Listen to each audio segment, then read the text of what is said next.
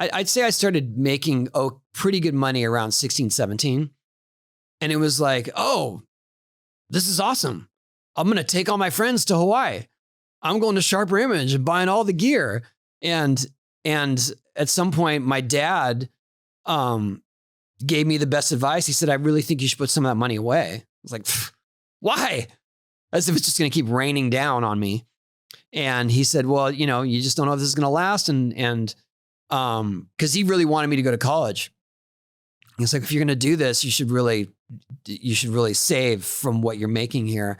And so when I was 17, he co-signed a mortgage for a home I bought a home when I was 17. It was my money, but he co-signed it just because I was not 18. And because you might not have had the income to qualify for a more. No, I did. I had the income to qualify, but I literally was not old enough to sign the paperwork by myself. Hello, and welcome to another episode of All the Hacks, a show about upgrading your life, money, and travel. I'm your host, Chris Hutchins, and as you can probably see, I have a few skateboards hanging on the wall behind me. It's not just because they look cool. I have loved skateboarding since it was a daily habit of mine as a kid, and I still skate a bit today. Well, you probably can't see, but one of those skateboards, this one, is actually signed by Tony Hawk, who I looked up to for so many years when I was skating, which is why it is surreal that I'm sitting down with Tony today for this episode. He's one of the most decorated athletes in the world. He turned pro at 14, and by 16, he was considered the best competitive skateboarder on earth. He was a world champion for 12 years in a row. He launched a video game franchise with 30 million games sold. He also runs a skate brand, a nonprofit, a clothing brand, and has made hundreds of appearances on movies, magazines, and TV shows. We're going to talk about his career, how he pushed himself to achieve things that so many people thought were impossible. We're talking about what lessons we can take away from his career in skateboarding, what he's learned being a parent to 4 kids, and some of his favorite travel hacks. We also shot this in person at his studio, which has an awesome 3-camera setup, so I hope you enjoy. And since I'm still getting this YouTube channel going, please do me a favor and click the thumbs up and subscribe to the channel. All right, let's do this.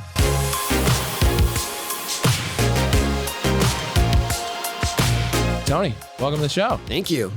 Yeah, so before we jump in, what is one thing you think most people just don't get about skateboarding or skateboard culture? The amount of discipline it takes. I think that there's still a stigma that skaters, especially people who make their living from skateboarding or from riding their skateboards, are slackers, are stoners. They just get up late, they do what they want, they go trespassing, they go skate. And to get to a certain level of skating, to get to some of the more difficult maneuvers, it takes years of discipline and perseverance, pain, and I think that's lost in the noise of these guys they're rebels. They got crazy hairdos that, they go against the grain. It's like, those things are also true in a lot of ways, but they do that it's more out of function of where they came from, because especially in the early 90s, mid 90s, there were no places to skate, and you had to break into places, you had to hop fences and go to schoolyards or go to plazas to find any type of terrain. And then skaters got labeled as outcasts and outlaws through that.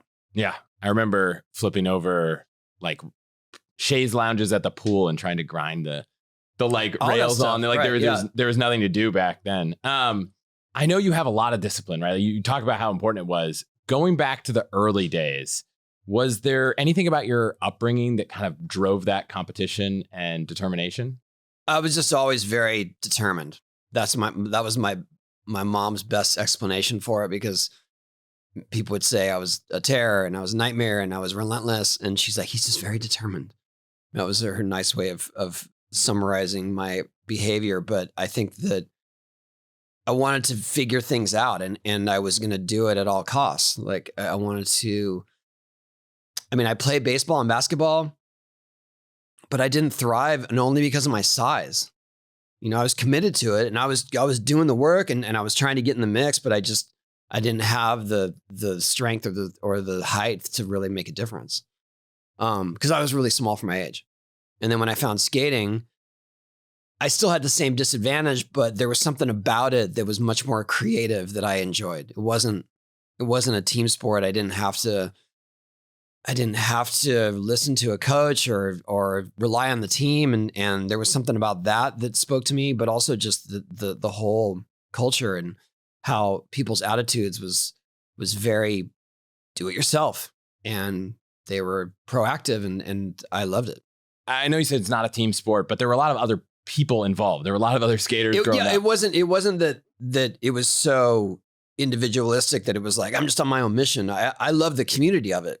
I love that you could go to the skate park and be trying to learn something and suddenly people rally around you because they just want to see you succeed.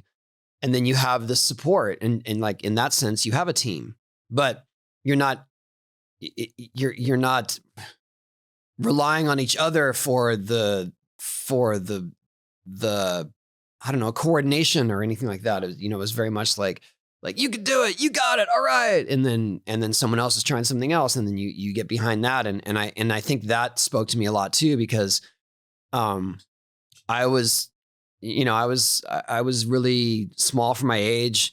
I didn't feel like I fit in anywhere. I was bullied a lot, mostly because of my size, but also just because I was not the cool kid.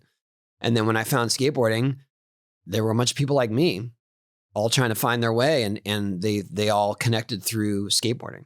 Yeah, I look back to my childhood and I remember like those days. I was not the cool kid. I was like the computer nerd and skateboard nerd, and we found our tribe, if you will. Yeah, I didn't have, I think, the determination you did. I remember all I wanted was to skate at like an amazing level, and it just never clicked for me. I found determination other places later in life, but it was so hard. I've seen, documented. Fortunately, a lot of your experiences in life are documented against all odds, against all pain. I remember watching the X Games in 99 where you're trying to do your 900 as 12 times in a row, falling. Even this year, trying to kickflip for 5-10 minutes after surgery. Yeah. Like, what do you think allows you to go and just keep going? Because I remember sitting in the garage trying to kickflip for hours, and then I just gave up at some point, and I just couldn't keep going. I think firstly that I have convinced myself that whatever it is I'm trying is possible. And so I just have to figure out the right approach to make it so. And that comes in a lot of forms. But I do feel like, especially if I go to try a new trick, it's like I have every element of this trick. I know how to spin. I know how to flip my board. I have landed in similar fashions. So it's like, how do I combine all those elements to make this one thing work? And I think I rely on that so much that I'm willing to push through pain and exhaustion to get there.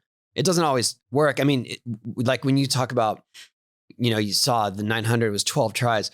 Those 12 tries are representative of thousands of tries. I tried that trick for 10 years. So 12 tries was nothing. You know what I mean? There's like, the 12 I got to witness. No, but I'm saying, but I understand that if people saw that from the outside, they're like, oh, he won't give up. And I was like, yeah, you have no idea how deep that not give up goes, especially for that particular move. I would try dozens of tries in one session only to walk away with a broken rib. So heal up and come back and do it again. Heal up and come back and try again. Actually, after the broken rib, that put me on pause. That one, I had actually stepped away from that trick after getting hurt like that. And at some point thought, I've given it everything I have. I've fully committed to it, and that's what happens. So maybe it's not in the cards. And at the time, did you think I'm quitting on this endeavor? Or I did, yeah. Actually, after I broke my rib, I was like, I had every element, I had every piece of it. I had the landing, I had everything. And so if it didn't work, it's never going to work. But in that one instance at the X Games, the reason I even tried it was because it was a best trick event. I had a trick in mind for what I wanted to do that I had made once before. And so I thought, I'm just going to try it. That's my best trick. I'm going to try to get to that trick. And I got to it very early. So I didn't really have anything else planned. And so the announcer actually at the time, the announcer that was on site said, oh, let's see one of those 900 attempts. That's what started it. was that part of your being, was being encouraged by others, or was it internal motivation? No, I mean, I think that I probably would have tried it anyway, because it's like, yeah, that would be my next trick that I'd like to accomplish, would be the next best trick for sure. And so I tried it more to appease the crowd, like, oh, this is what it looks like. And then somewhere around the third or fourth try, my speed was consistent, my spin was consistent. I started spotting the landing, and in previous attempts, I only ever spotted the landing maybe 1 out of 5 tries, because the ramps were all pretty terrible back then. You couldn't rely on the speed, or they weren't.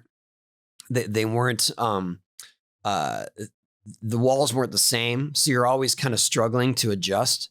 And that ramp was built really well, so I didn't have to struggle with the construction. It was more like I could rely on the speed and the trueness of it. So after about my third or fourth try, I can see it. I see it every time. I might as well try to make it again. And when I did try to make it, the first time when I tried to put it on the wall, I fell forward, but I didn't fall forward so hard that I got hurt again. And that was the key, because it was like, oh, maybe I can adjust the landing, and I can try to get more in my back foot. And then I basically shifted my weight mid spin, so that when I landed, I was more on the back foot, and I was too far on the back foot. And then I shot backwards. Nice. We call that shooting out. So the first one, I was too top heavy. I fell forward. The second one, the ones I tried to make. And then that next one, I shot out, and it was like, that was the magic moment, because it was like, we'll split the difference, and that's it. And then that's when it worked. Wow. So it sounds like you've gotten close to giving up, but are there things that someone listening, let's say someone listening is hearing this story, they're like, this guy's not afraid of anything. Are there other sports, other things in life that you have fear from? Oh, for sure. I surf, and I don't like big surf. People say, you ride these giant ramps. Yeah, but if I fall, the giant ramp doesn't crash on top of me and hold me underwater. You know what I mean? I just never. My brother he is a surfer, and that's how I got into skateboarding. My older brother, and but when I would go surf with him, and he has plenty of experience, he'd go out to pretty heavy stuff, and it's just like, I like riding a big wave, but I don't want to suffer the consequences of falling on one. I mean, having my first experience surfing was a friend of mine took me, and he was like, let's just try these on a short board. I had no idea what I was doing. Yeah, not a great first experience on a short board. First experience. No. And then the next one was like Hawaii longboard, super chill. I was like, oh, I could get back into this. Oh yeah. Well, I'll tell you, I have surfed through my years, because my brother wouldn't allow me to exist without at least a foot or a toe in the water, so to speak. But I have fallen in love with the wave machines, the wave pools, because they are consistent. They're not too scary. And they are like skate parks, because when you go surfing out in the wild, you never really know what you're going to get, right? You get waves, and sometimes they're good, sometimes they're not good. You've got to figure out kind of how to navigate nature and where the swell is going to hit. Those things the waves are always good. They're always going to barrel. And so in that sense, you have what I consider a skate park to try to learn tricks and try to learn techniques. So yeah, I get it. It's not the purest thing. It's not, you're not out in nature, but for me, it's just a controlled environment, and it very much feels like skateboarding. Yeah. I've been waiting for a time where I'm near one of these wave parks, because I don't think there's one near San Francisco, at least close enough. Lemoore, Fresno. Okay. But not go out for a few hours and then come back. Yeah. So you've got this crazy determination with skateboarding. Did you ever figure out, or do you know the secret to applying that to something else? I think for my personal life, there are things where I'm wildly obsessed with optimizing travel. But that doesn't mean that I can take that same thing and apply it necessarily to go learn a kickflip, though you've somewhat inspired me to do that as soon as I get home today. I think I learned the value of patience and perseverance, and that I've transcended to being a parent. to being a business owner to travel to, pretty much everything. I learned all that through skating. And is there a way that you applied that? It's not always natural for someone who's, I could do this, it's hard, I could try everything, and then they get to work and they're like, oh, it's hard. Like, how do you rewire your brain to say, oh, well, I know how to do this with skateboarding. Let me apply I think it's just here. more yeah, and also trying to reach back to remembering, well, how was I able to figure this out? And I don't know a good example. I think that with parenting, especially, it's so easy to get frustrated and give up. It really is. Like, I get it. It's hard, man. Especially when your kids are relentless and they're difficult, and you want to just be like, you want to just yell and you can't. That's not effective. And so you've got to figure out how to sort of change your approach and to see what is effective. And that is really hard. And so, but I learned that through skating. And I learned, and I've had plenty of kids, so I've had time to figure it out even more so. But I think that it's just more that I learned the value of persistence and determination. And you do see the results eventually, but they're not. It's not some wow moment always. Yeah, you know what I mean. You've got to sort of see.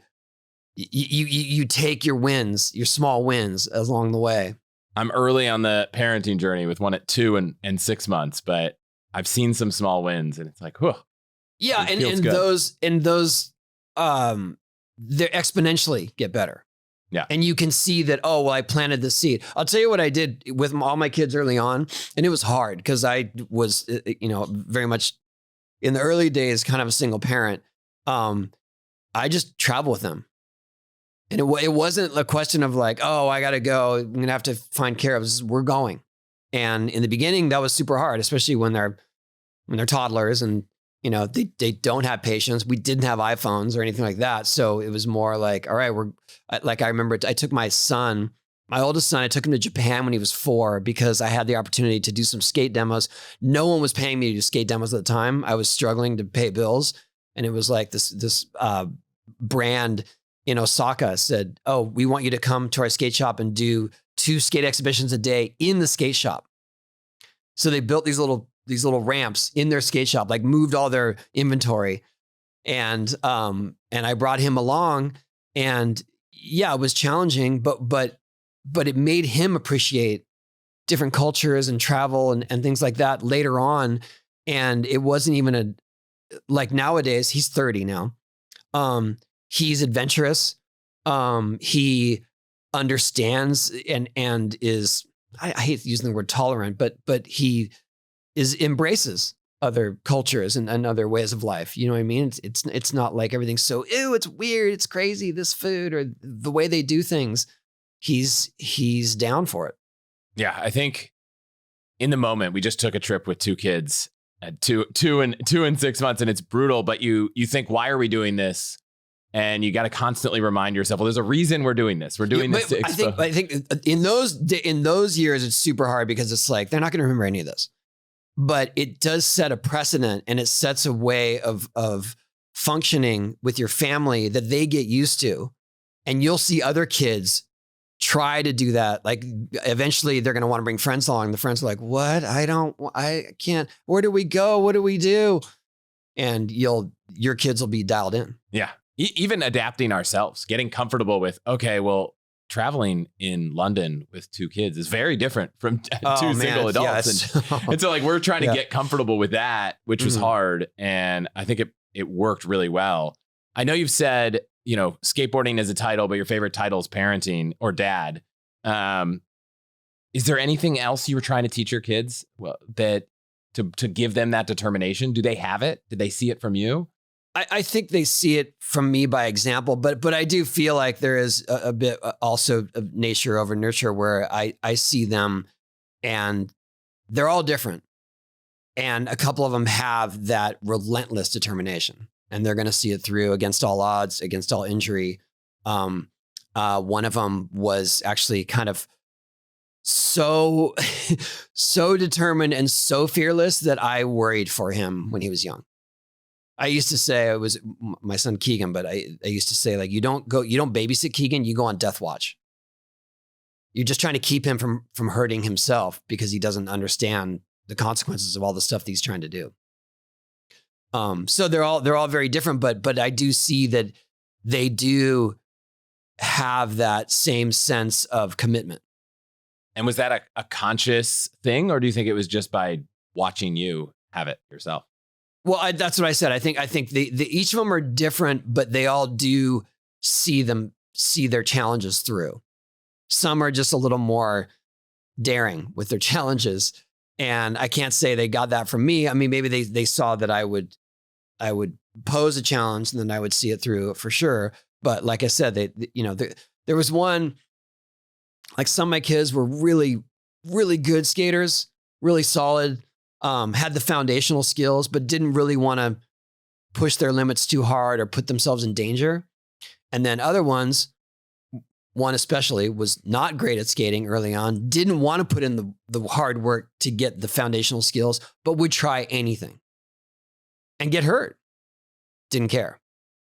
And were you there pushing or supporting, or what was your kind of role to help them kind of grow and evolve? It's hard with my position because, of course, I'm qualified to give them advice, but because I'm dad, they don't want to hear it.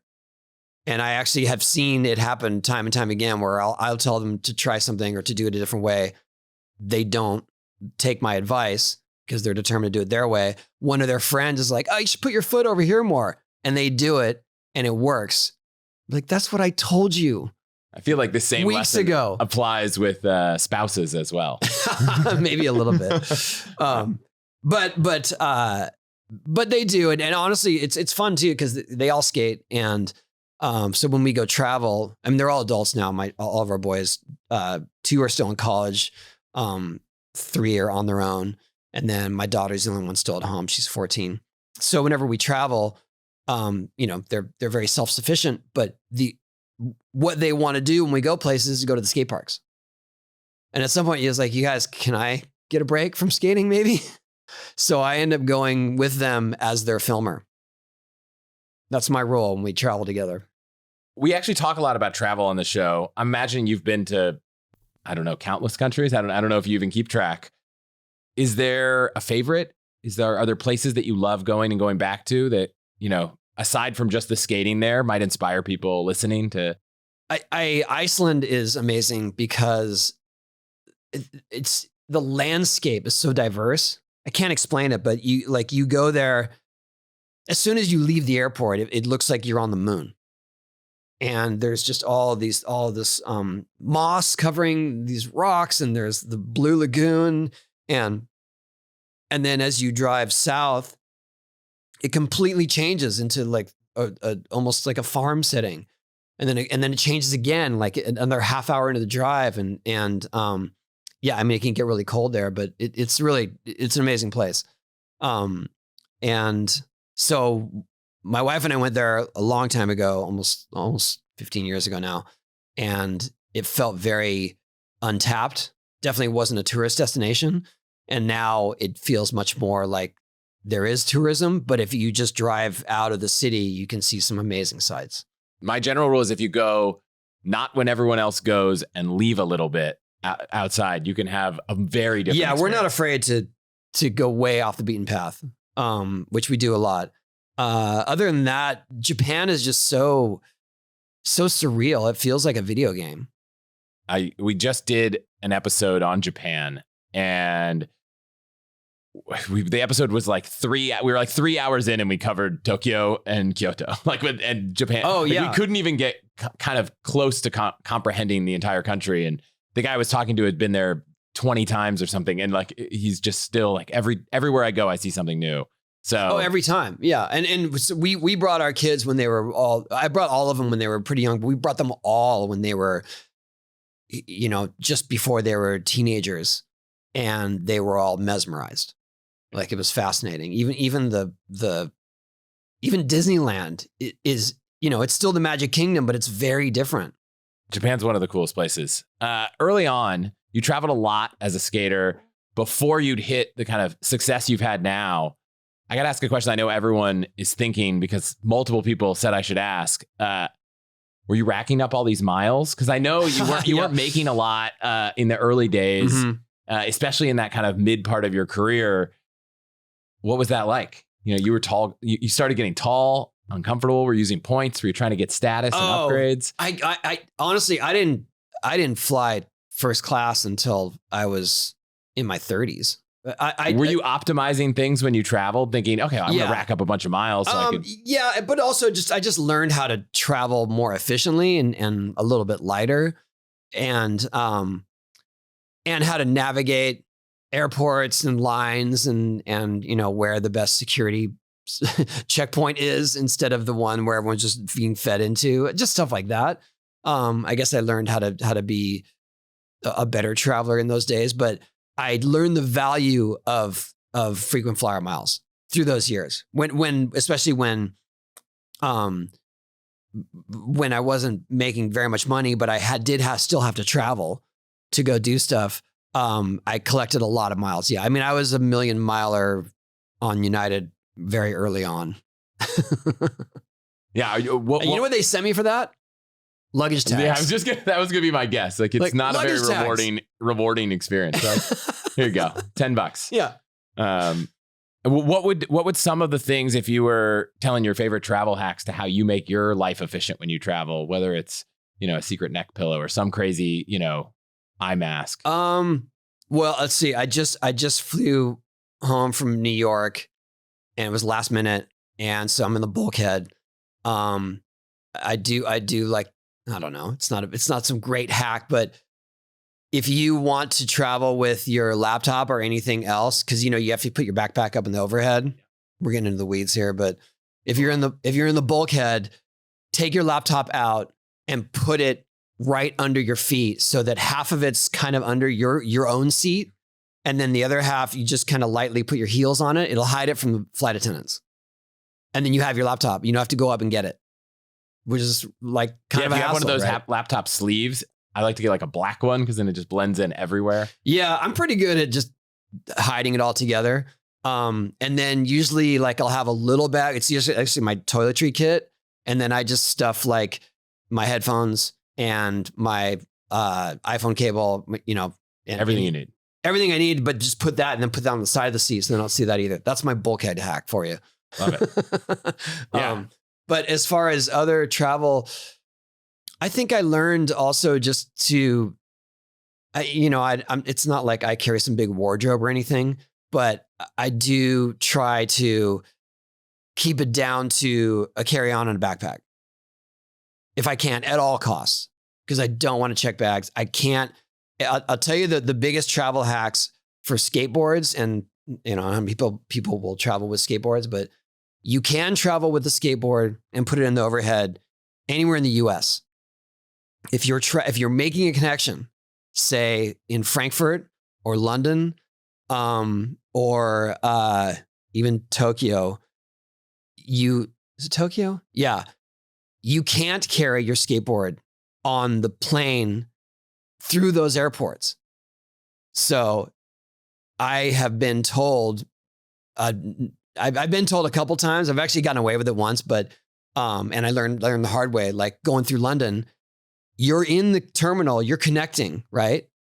But you know how you have to go through another security checkpoint? You can't bring your skateboard. So you have to go outside the airport on a connecting flight and check it in. And probably miss your flight, maybe. Or get close. Yeah. No, I've actually thrown a skateboard away because of that. Yeah. In London, they said, oh, you got to check in. I don't have time. They go, well, I don't know what to tell you. And then I put it in the trash can at the security checkpoint. Okay. I'm do you think it's a safety risk? Do they think it's a weapon or like what? I assume, yeah. I mean, also Mexico too. Surprisingly, you can't carry a skateboard on the airplane in Mexico. So every time we travel with the kids to Mexico, we've got to put them all in plastic bags. So we're a disaster coming back because we're just a bunch of luggage. So yeah, that's my advice. I don't know if it's a hack. It's just my advice. Like if you're going to travel through Europe, don't carry your skateboard onto the plane that is connecting. That could probably apply to other items. There are some, I can't remember, not that it's the end of the world to replace things like nail scissors, but there's some nail clippers. There's some country where you can't bring nail clippers on your plane because I remember, or if it has that like slide out file thing. Yeah. And I've definitely gotten dinged on that. So I would say if the hack is to look up what are the security requirements for the country you're transiting through, or I try at all costs to fly direct just to avoid these problems when absolutely. possible. Yeah, there used to be, I live in San Diego, but I live in North County, and you used to be able to fly from Carlsbad Airport to LAX. And so basically you could go anywhere from LAX, right? So that was always like the best way to do it.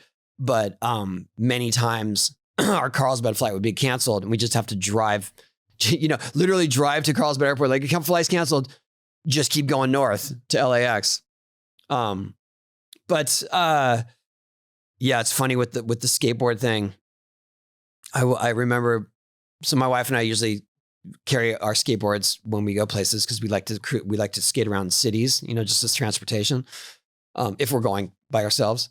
And we were coming back from, oh man, I can't remember where, somewhere, and I think we were coming back from Brazil, maybe, and we were coming through the where you hand them your customs form.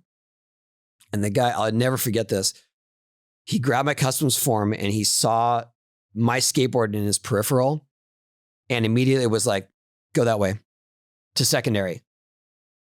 Because he saw my skateboard. It was so obvious the way that his, I just saw his wheels turn like, oh, he's a problem. He's a skateboarder. And he looked up and he saw my face and he recognized it, but he had already handed me this red card to go to secondary. And he goes, oh, you know what? Just tell them you're in a hurry. I said, oh, is that going to work for me? You're sending me to secondary where they're going to go through all my stuff and I'm going to tell them I'm in a hurry. That's probably not the best approach. And then my wife and I got into secondary. They wouldn't let us go to the bathroom. They wouldn't, we were very much being interrogated. Yeah. I mean, you've told lots of stories. I'll encourage anyone here to go check out the internet for all the stories of you getting recognized as other people. Is there a good one you don't share? Or a good one you haven't shared? Yeah. It still happens all the time. And it's weird now because obviously, as you would know, that meme kind of took off. Or not the meme, but it's just me telling my story. Like, all the stories I tell are absolutely true, 100%. But it started happening. So it would happen pretty frequently and I was sharing it. And at some point people thought I was making it up. So I kind of stopped sharing these incidents because people were just like, come on, like, really? But now it's gotten to the point where it's like this vicious cycle where people now want to say it, even though they know who I am, all the time. So I would say that happens probably 3 times a day.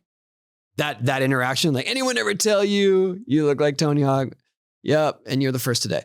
But then it happens genuinely at least once or twice too. And when it happens genuinely, if people were following me around, they wouldn't believe it. Cause you know what I mean? Like, they hear about it and it's just like, all right, like, enough with this this whole, I don't even know what you'd call it. Mistaken identity thing. Yeah. But so yes, it still happens. It happens as a joke. It happens for real. I think my favorite one as of late was that I was sitting at a gate and this guy was sitting across from me at the gate. And he came over, he's like, man, you look just like Tony Hawk. I said, oh yeah, I know. I've heard that. He's like, it's crazy. And then he went and sat back down. And then a group of people came who did recognize me for real and wanted autographs and pictures. And the whole time he's watching me laughing because he's in on the joke that it's not really me. Do you know what I mean? Like, he and I are sharing this inside joke somehow that these people are crazy and they're mistaken. But he just thought it was hilarious. Did you ever tell him at the end, or did he ever? No, I don't. I just, it's up to them to, you know what I mean? To either decide that or to ask me. It drives my daughter crazy because a lot of times people will say, everyone tell you look like Tony Hawk. I'm like, yeah. And that's cool. And they walk away. And my daughter's like, why didn't you tell him? I go, he didn't ask. So if someone asks, you'll say, yeah. Of course, yeah. All right. Well, I hope whoever was sitting across from me at the airport's listening and they can finally come to terms with the fact that was No, I was think really he had good. way more fun in his mind making fun of people. Yeah. Like that was his thing. So I just let him run with it. So to round out travel, I'm sure you buy lots of things. Do you play the points game? Do you try to rack up points or cash back on credit cards to travel for free still? Yes. I try to focus in on, one or two airlines or their partners so that I rack up the most points on them, which is for the most part United and Delta. But also all my credit card purchases go towards miles. And so I use those for my team. So for instance, we have the skater, Felipe Nunez from Brazil. You might've seen him. He's a double amputee and he skates like kind of sitting on his board, but he's amazing. It's like, crazy. I'll find a link to and put in the show notes. He, like truly deserves to be a pro skater. Like he is incredible and has only gotten better, but it's tricky because he lives in a really small town, a couple hours from Sao Paulo. So in Curitiba. So for me to get him flights is always really tricky and challenging, but I do it using my Visa points and I can get him his flights all the time. But he has to travel with kind of a handler and it's a whole thing. And I use that for his flights. I use them for my other skaters' flights if they need to get somewhere for a skate trip or whatever. And it's been awesome. Yeah, everyone's always surprised that it seems like no matter how successful you are, no matter how famous or rich or whatever you are, everyone still wants to make sure that when they're spending money on their card, they're getting like the most they can out of their rewards. Yeah. And also, I mean, just with me, sometimes other groups do my travel. If I'm going to an event, I do a lot of speaking gigs, corporate gigs and whatnot and conferences. And so sometimes it's up to them to do the travel and they don't plug in my advantage number or my mileage plus number or whatever. And it's such a hassle. Like it all seems so frivolous, but it's important because it's like you get in you can go to a different line. You know what I mean? For security or whatever it is. And there's just some efficiency to it. And when you travel as much as I do, those things count for a lot. Yeah. I know someone who's like, their part of their rider for speaking is like, I will book my flights and you will reimburse me because I just don't want. That is usually what we do. But every once in a while it slips through the cracks. Yeah. Well, if anyone's listening, if you ever take a flight and you didn't put your number in, you can actually retroactively ask for credit. So if you ever forget, yes, the airlines do allow you to do that. It's better to do it at a ticket counter though. Yeah, they can do it faster. They can do it immediately. That's the other thing is people like they wield such great power at the ticket counters. They could literally just put you on a flight to London first class without blinking an eye if they wanted to. It always amazes me when someone's flight, something happened and they're yelling at this person. And I'm like, you realize the person that holds the keys to whatever your situation will be is that person who is not responsible for your delay. Yes. Or for your seat mix up. I think just being nice to the person at the desk can pay dividends on so many ways. Absolutely. Yeah. No, I agreed. Yeah. I've never scored this kind of mythical, we're just going to upgrade you for no reason kind of thing. Obviously, if you have status, you can get it. Right. But everything else, like, oh, my flight's gone. They could decide, do I want to put you on that easy connection or do I want to just give you a coupon and you can get a hotel and come back tomorrow? And playing that game has been very helpful. And if that line's too long, I always try to call and see if I can get someone faster than a long line. Like when a flight's canceled and there's 100 people lined up. Oh, yeah. Well, I have all the apps, the flight track, like that will sometimes alert me to a problem with my flight before the airline does.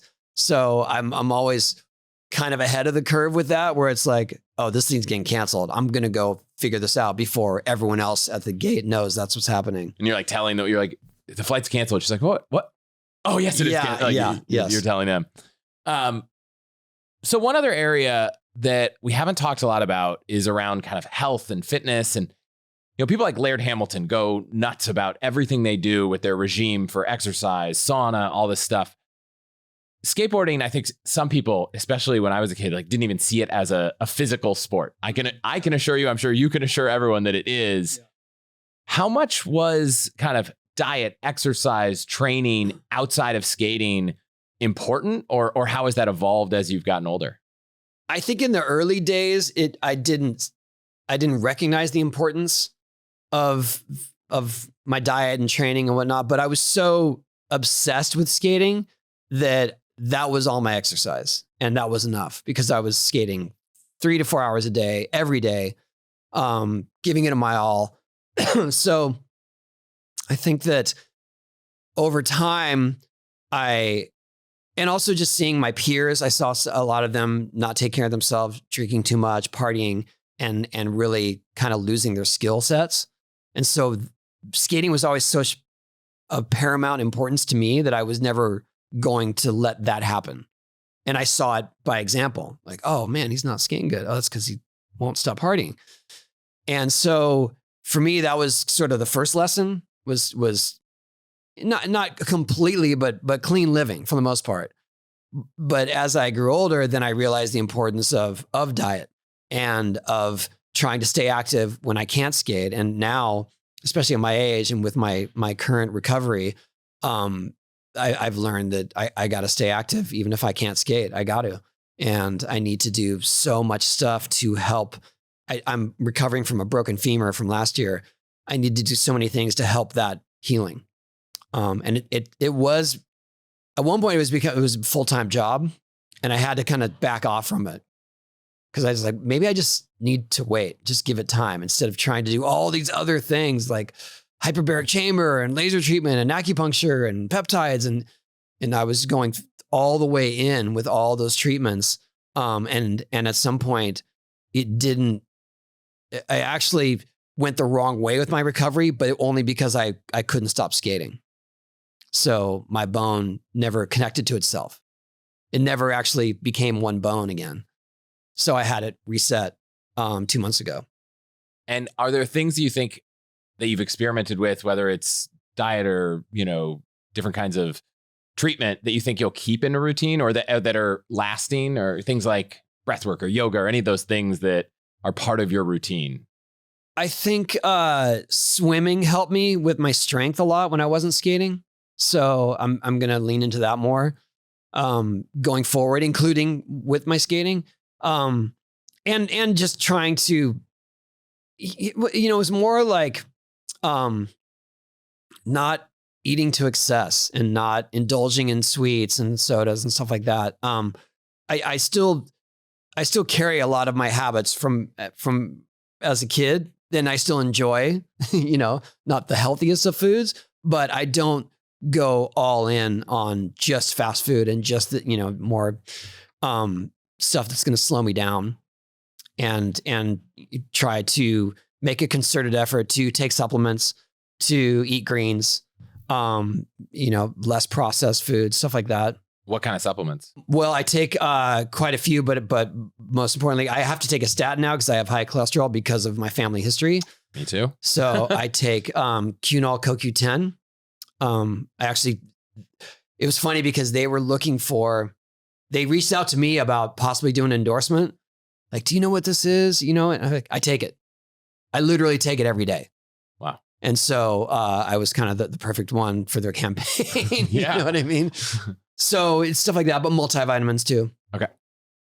And a bevy of other ones. Just trying to keep my, all my levels balanced. What about the morning routine? Are you early up and early get after it? Yeah. Well, we still have one at home. I got to make sure my daughter is up and getting ready by 7 a.m. So I'm usually up by 6:30. I mean, that's not crazy early, but sometimes it's 6. And that's kind of my time to try to go through my communications, emails, and whatnot.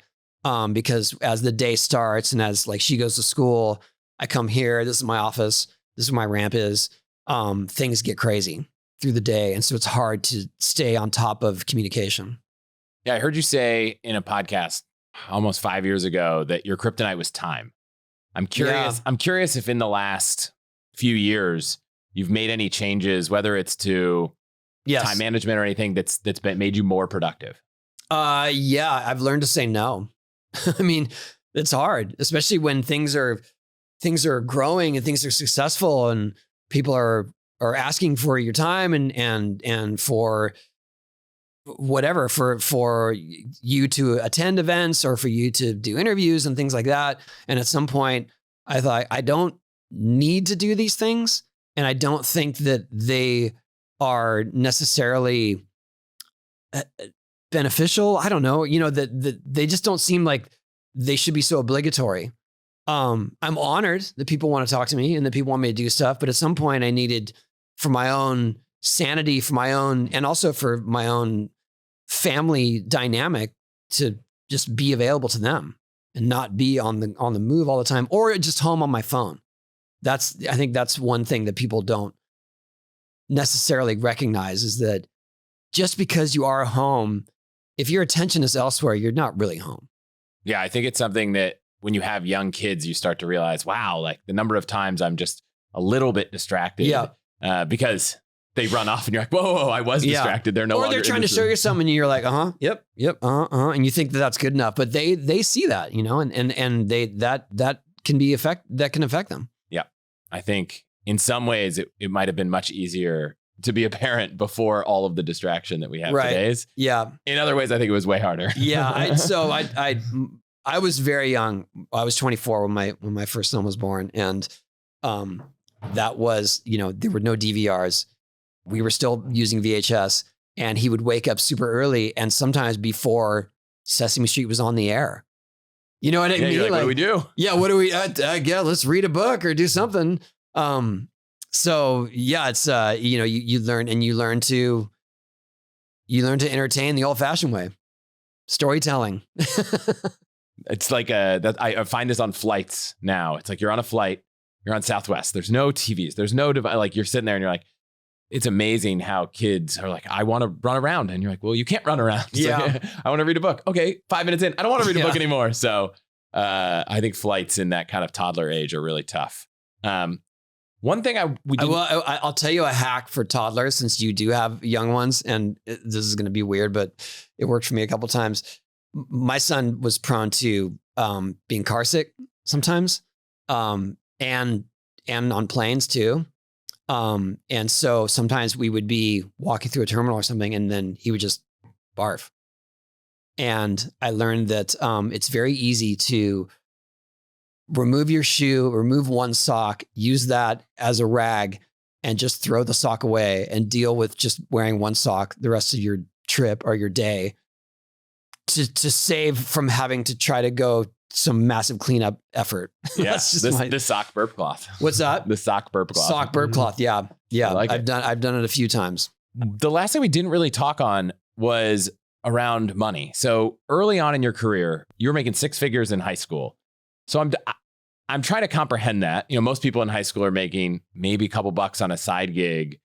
What was money? What was the relationship with money like back then?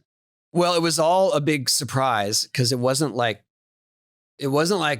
you got into skateboarding to be rich or famous. No one before you become rich or famous. No one made money doing it. You just did it because you loved it. And all of a sudden there was this fame and there was this money. And I was in my late teens. I'd say I started making pretty good money around 16, 17. And it was like, oh, this is awesome. I'm going to take all my friends to Hawaii. I'm going to Sharper Image and buying all the gear. And at some point, my dad gave me the best advice. He said, I really think you should put some of that money away. I was like, why? As if it's just going to keep raining down on me. And he said, well, you just don't know if this is going to last. And because he really wanted me to go to college. He's like, if you're going to do this, you should really save from what you're making here. And so when I was 17, he co-signed a mortgage for a home I bought a home when I was 17. It was my money, but he co-signed it just because I was not 18. And because you might not have had the income to qualify for a more. No, I did. I had the income to qualify, but I literally was not old enough to sign the paperwork by myself. So he co-signed on a house for me. So I lived in my own place as a senior in high school, as if I was in college. With your parents weren't there. So. No. And then I had all the high school parties. I had one roommate that was also at the same high school. We had two older roommates that just had jobs, but were young enough to be taking advantage of the situation. And so, when you're in high school, whoever's friends are out of town, that's where the party is. Whoever's friends' parents were out of town, that's the house where the party is, right? My parents were never in town. So my house was always where the party was. And it was very challenging to stay focused on school when I'm already making more than my teachers, and everyone's coming over to hang out, and then I'm supposed to get up early and drive to high school.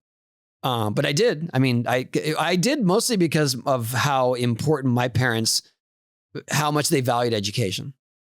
My mom was a teacher at a junior college at the time. And so I knew they'd be really disappointed if I just left. So finishing high school was like a very... Well, yeah, it was important. Yeah. Yeah.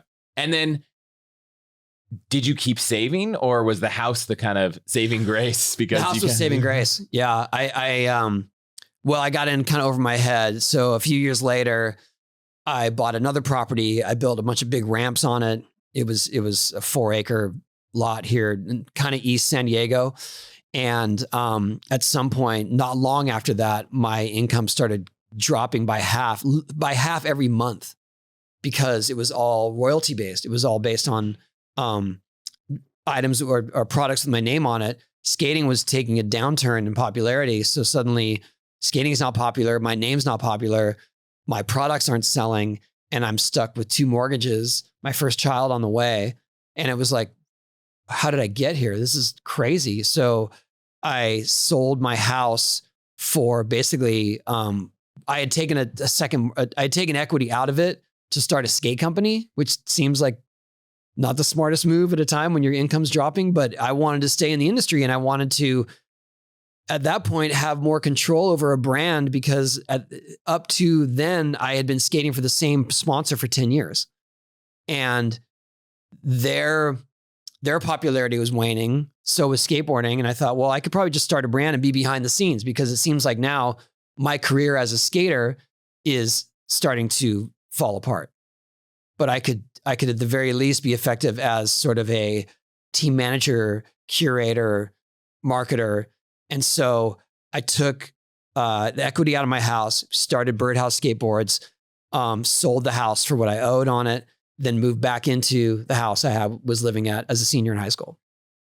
And for probably 3 to 4 years, lived off of Top Ramen, peanut butter and jelly sandwiches, Taco Bell, and just made it work. And those were the years when I started to have to travel to make ends meet, like Japan, and bring my son along. You know what I mean? That's how that all unraveled. There wasn't childcare at home to help out, because I couldn't afford it. Yeah, if you're eating Top Ramen, it's tough.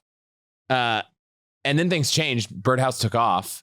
How did that evolve? Like, now, are you much more passionate or interested about money and saving and all of that, or where's your relationship? I have a much more respect for saving money and for being for making sure everyone's taken care of, especially with our kids. I want them to all forge their own way for sure. But at the same time, we want to be able to know that we have a nest egg in case something goes south. So my relationship is just that I have much more reverence and respect for it. And that I also don't take every single opportunity. And I mean, that was a big, that's the reason why I had so many relationships fall apart too, because I just kept chasing the carrot. Even when it was huge, even when I didn't need to at all, I just kept going. It was like I couldn't turn it off. And then at some point I realized, like, I'm missing my kids' formative years, chasing some dream that I've already realized. Yeah, I think at a different scale, it's something that we all face. Is like, you have kids and you're like, I can't go to the thing. And I think if you pause and reflect for a moment, you're like, but it's okay. Like I missed the day, but man, it's so hard to process that. Yeah. And like FOMO is definitely real. But if there's one thing that, your kids can teach you, even when they're really young, it's like, you can miss the thing. Like, it's okay. Oh yeah, it's okay. Yeah. And also if you really devote yourself, to that time with your kids, you just see the gleam in their eye, and you see that they appreciate it. You know, they're not going to speak it to you.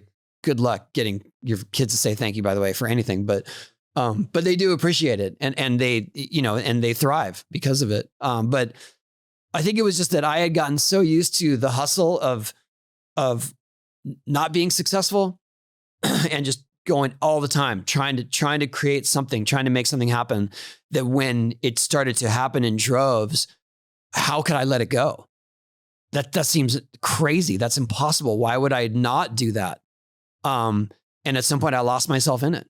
Is there something that you wish you'd known, or you'd wish someone had told you that could have gotten you out of that earlier? I don't think so. I think it was all so new and fantastical to me that I don't think I was going to listen to a voice of reason. You know what I mean? And so now you've got plenty of things that could keep you busy. What's the focus now? I mean, you're still skating, or you will probably after you heal. Yeah. Now I mean, I'm just so thankful to still be in the scene and to be able to bear witness to skateboarding's massive acceptance. I don't want to say growth. I mean, it definitely has grown hugely in the last 5 or 10 years, but just to see it come of age and to be an activity, a sport, a lifestyle that is all inclusive, that is super diverse, that is now an Olympic sport. It's something that people, like, transcends boundaries, cultures, economics. You know, people that get together to skate, they don't care where you're from. They just care how you skate. And it's low cost of entry. And so to see it come this far and to still be considered relevant, that's the greatest joy I have. So what am I doing? I'm doing whatever I can to still be an advocate for skating and to be able to skate myself, because that still is the most fun for me. But whatever comes along. I mean, and like I said, I do a lot of speaking gigs now, which I never imagined would be a way of living or a source of income. I say it all the time because when I go to these things, it's just like, look, I never imagined anyone would pay me to skate. So I certainly never imagined that people would pay me to talk about skateboarding. But here we are, and it's a blast. I love it. And you think, what's the advice to someone who's passionate about a thing that's not necessarily a revenue source for their life right now? It's what's going to bring you the most joy, and it's worth it. I think if you go to work and your work makes you happy, that's living the dream at any level. And if it's very successful financially, great. That's just sort of gravy, but it's more about your peace of mind. And I think that if there is something that makes you truly happy, and maybe you have to do something else to supplement your income, try to balance those things as best you can. Yeah, I've turned my position on this in the past few years. I used to say, go follow your passion, find a way to make that your job. But if you have a job that allows you to follow your passion, not as a job, that's okay. Yeah, that's enough. And for a lot of people, my brother-in-law went pro golfing and then hated it because it was his job, and then got a job and just golfs on the weekend and loves it. And so I think for some people, even pursuing it to some extent can actually take away. I don't know if there was ever a moment in your career where it was like skating to win competitions and to win trophies was just too much and it took away the fun. Yeah, for sure. Especially in the late 80s, I became a machine, and it was very cyclical, and it was like, all right, there's an event coming up next weekend. I've got to learn a couple new tricks for the event because the judges saw what they saw my current roster of tricks. So I got to hide it from them and then unleash it in the finals. But it became so formulaic that it really was not fun. And at some point I just pulled away and stepped away from it altogether because skating had become a job and it wasn't fun for me. And then when I did pull away, I got very creative with my skating, and I was able to really learn a lot of different techniques and a lot of stuff that I wanted to pursue, even though I wasn't making a living at it at the time. I mean, I kind of was. I still had signature skateboards and whatnot. But when you're not in those years, if you were not competing actively, you were not going to get coverage. You were not going to get career opportunities. But I was willing to let those go to just at least be happy with it. And so it gave me this sort of new energy to come back to competing, and with a different approach that was more, I don't know how to explain it. I guess it was less careful, and it was more risky. That was it. I came at it with a sense of, I'm going to just try everything. If it doesn't work, it doesn't work. I'd rather just do this and take the chances and have fun doing it. And if it works, then it's going to work awesomely. The downside to that was that when I did come back to competing, it was when skateboarding was starting to take a downturn. So I came back with this renewed energy, and I was winning a lot of big events. And all of a sudden it was like, what happened? Where's the crowd? Where's the contest? Where's the prize money? You guys turn the machines back on. I thought this was cool. And so it was kind of like the wrong place at the right time. But you probably wouldn't have had the career you had after that had that not happened. No, because in those dead years, I was skating more than ever. Having fun doing it, learning new tricks and learning new techniques. It was just that I wasn't doing it in front of crowds because the crowds weren't there anymore. Yeah, I think I'm very fortunate that, and I think you did the same with your podcast. Like when you start a podcast, if you can start it not needing to be your job and your business, you can do whatever you want with it.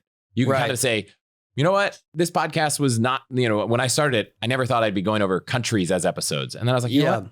I'm going to London. I want to talk to someone who knows everything about London. Let's make an episode about London. And then we did one on Japan. So I think when you really start to do what you're passionate about in your work, it sometimes creates an even better experience. And people love these episodes, and I never had an idea. But I think my co-host Jason Ellis and I, we have a lot of experience, obviously skating, but just life experience. He was, had a totally different path than I did. And when we have guests, especially non-skating guests, we relate to them in different ways that people would not expect, but in a very parallel way. For instance, we had two wrestlers on, that's our most recent guest, and Darby Allin and Jamie Hayter. And people were like, why would you have them on? And then when we started to talk about our experiences and our injuries, we were right in line, and we were bouncing off of each other. And it was a really great conversation. It was fascinating, and say what you will about wrestling or that it's made up or whatever. Those guys take as much abuse as skateboarders. Yeah, it was great. I listened to this episode. It was wild to kind of, I don't think I've gotten that behind the scenes look at wrestling. It hasn't been a passion of mine, but it was super fascinating. And you don't have to say who, but I know there's some cool guests coming down the pike. So if anyone's listening and wants to check it out. We have an insane roster coming up, and I feel like now we're starting to hit our stride, and we've been doing it a couple of years. So you're right. It wasn't something that we needed, but we enjoyed doing it. And we did find that we had something unique to offer. We found a groove. We found an audience. It was just that we weren't doing all the right things with the algorithms and the promotions. And so now we have a group, Malka, that is taking the reins on that. And they've been doing a great job. So we get to focus more on the content. Podcast is great. I enjoy it, especially because I have my childhood skate dreams still somewhere buried in my head. For anyone else listening, where else do you want to send them to keep on top of whatever you're doing? Well, I'm out there on all of the social media as Tony Hawk. Luckily, so I think I had to buy one of someone squatted my name on some platform early on. But yeah, so I'm Tony Hawk on all the social media, and that's kind of where I put all of my content out there. We have the Hawk versus Wolfe podcast. I think if anything, my energy also is directed towards the Skatepark Project, which is my foundation for public skate parks in underserved areas. We have been doing it over 20 years now.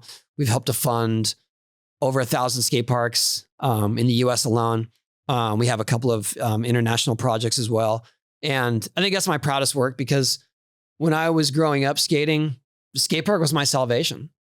I was an outcast kid. I was bullied at school, but I found my tribe and my community at the skate park. And I was very lucky that the park that I grew up skating at was one of the last ones in the US in the mid 80s. There were only a handful. And that was never lost on me how lucky I was to have that place to go and to have that crew. So when I was in a position to advocate and to possibly affect change, that's what I focused in on was public skate parks. Yeah, I mean, I grew up kind of at the born in the early 80s, and that I was in that kind of dearth of lack of skate parks. Lack of skate parks, yeah. And I think my community was like the guy that lived across the street that had a skateboard. Like that was it. Right. It was the two of us. And also that these kids, that they find something they love, right? And they maybe live in an area where there's not much opportunity. They find something they love, and they're mostly told that they can't do it because they're trespassing. Yeah. Or they're a nuisance. They put things to prevent you from doing it. Right. Or they're a nuisance. And it's like, this kid has finally found something that speaks to them. And now you're discouraging them from that. Like, what are you doing to your community? And so to have those parks, the kids feel like they matter and that they can find their crew. I think the best part about the foundations, we try to empower groups that are already doing it themselves or trying to do it themselves, like they're trying to fundraise, or they're going to city council meetings, or they're petitioning. All those things matter. And it feels like you're in an uphill battle that will never end, especially with the red tape and the bureaucracy and city councils. But we give them the roadmap to do it the right way. And when we do give them our endorsement and possibly funding, that's usually the tipping point for them to get it approved officially. And so that, for us, it's empowering those go-getters that were trying to do it in the first place. I love it. So you should all definitely check out the podcast and the socials, but definitely check out the Skatepark Project. Skatepark Project, yes. It's I wish that it was around 30 something years ago for me. It would have been awesome. Yeah. But any parting advice for anyone who's looks at you and says, gosh, when I'm in my 50s, I want to be doing the thing I love and, performing at that level. What can I say? I think that my approach always has been to keep improving what I do. And at my age, that's shifted a bit from trying to do these big spins and these big stunts to more subtle techniques, but something that I feel like is progressive. And I'm talking about just in terms of physical skating, but also just my approach to life is like to not rest on my accolades, to keep trying to improve what I do, keep evolving, listen to other input, and glean what you can from them, glean what is appropriate to what you do. I'm fascinated listening to people who are passionate about what they do, whether they're successful or not, just to hear what drives them. And a lot of times you can translate that to what you do. Is there a favorite way you consume these stories, podcasts you like, books you like? For these days, it's actually doing my own podcast because I like to invite people that I think are fascinating and really get into their story.